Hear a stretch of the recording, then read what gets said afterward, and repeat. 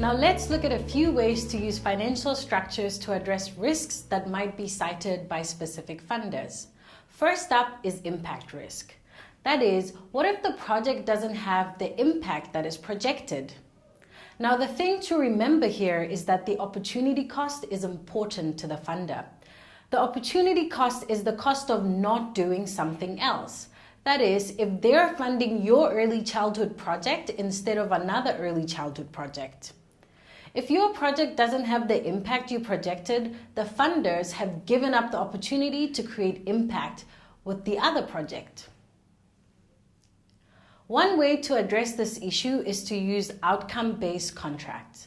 As we discussed last week, outcomes-based contracts allow funders to commit to paying for a specific outcome, but not actually pay until the outcome is achieved. Another option would be an instrument where the impact achieved affects the interest rate or repayment. Quasi-equity instruments such as a social loan or revenue participation are debt that can have upside and can be linked to impact. What would this look like? It could look like a social loan where the funder is paid as a percentage of revenues. For example, the company owes 1% of revenue every quarter. But this percentage goes down if the company overperforms on their impact targets. For example, 1% of revenues if the company graduates an additional 10,000 students a year.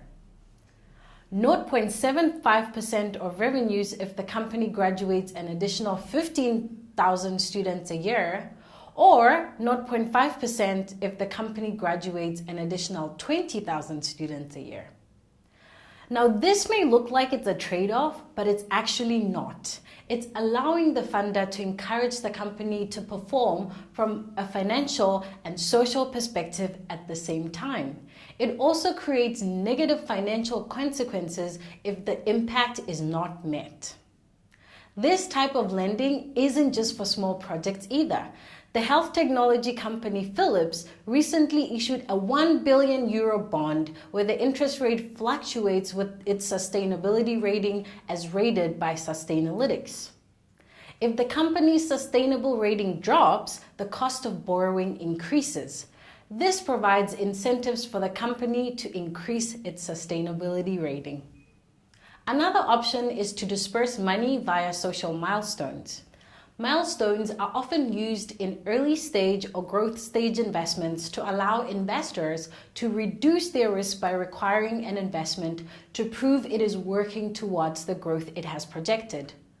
Social milestones could be things such as number of women gaining access to maternal health care or number of households accessing clean energy.